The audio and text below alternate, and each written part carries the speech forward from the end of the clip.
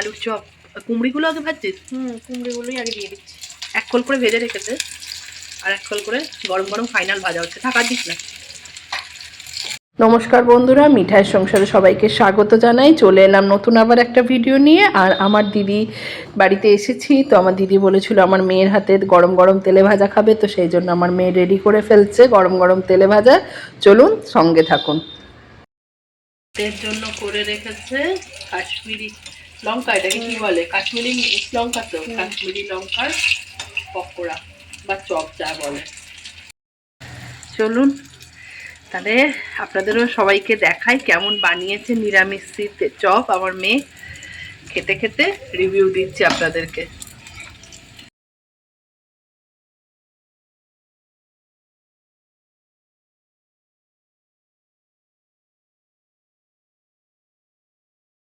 চলো নিয়ে এটা কার কুট্টুসিদেরও আছে ওর মধ্যে। এর মধ্যে হ্যাঁ, মাখলে মাখ, ওটা তোকে সাজিয়ে দিয়েছে।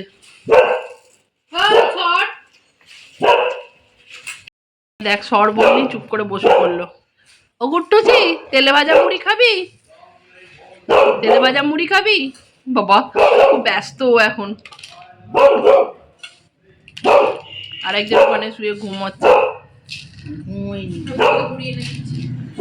কেমন বানিয়েছে রিভিউ দিবি?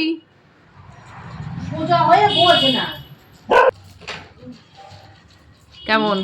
দারুণ ভালো বানায় না মানুষ জিনিসগুলো? কেমন লাগছে? নিরামিষে বানিয়েছে, চপটা ভালো খেতে হয়েছে। সত্যি কাজ শিখেছে না, তোদের মুখ রেখেছে তোরা দাদা ভাই। এতদিন যে আমাদের সঙ্গে থেকেছে, রান্নাঘরে বসে থেকেছে, অন্তত শিখেছে, এটাই ভাল লাগলো। কালকে মাংসটাও দুর্দান্ত হয়েছিল। চুপচাপ দেখে দেখে শিখেছে তো। খাতায় লিখে রাখতিস নাকি মানু? না, আমি বকতে বকতে মেয়ে বাড়িতে ঢুকিয়ে দিতাম।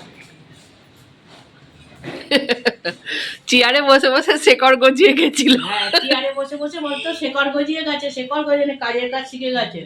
প্রতিটা শেকড়ের ভালো হয়েছে, পুরটাও ভালো হয়েছে, সমস্ত কিছু ভালো হয়েছে। আমি খেলাম। খাতায় লেখা টেখা, ডায়েরিতে লেখা টেখা কিছু ছিল না? না এমনিতেই করতিস? এমনি এমনি। না, ও কিন্তু বরাবর ওর বাবাও বলে বেসনের কাজটা খুব সুন্দর। বেসনে কেন, প্রত্যেকটা কাজই।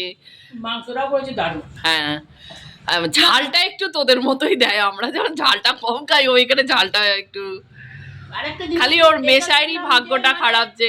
না, এটাও দেখলাম ওর মধ্যে যে ও যে সবটা লক্ষ্য করছে, শুধু রান্নাটা নয়, মাছ ধোয়াটা। মাছ সবাই ধুয়ে ফেলে, সবাই ধুতে জানে না মাছ।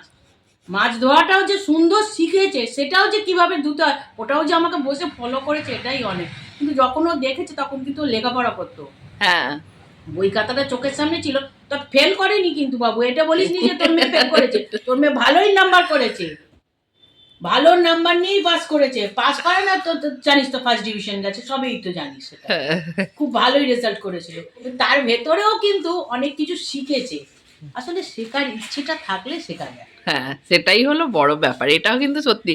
কারণ দেখ, ও আমাদের সাইডে তুই দাদা ভাই, আমি টুকটাক, আমার শ্বশুর বাড়িতে সবাই রান্নার অত সুন্দর, সেই হিসেবে ওর হাতটাও সুন্দর। আর পুজো পার্বণ সব কিছু। খালি দুর্ভাগ্য আমার এটাই, ওরও আমাদের সবাইদের দাদা ভাই মানুষকে তৈরি করলো, কিন্তু দাদা ভাই মানুর হাতে কিছু খেয়ে যেতে পারলো না, হলো না।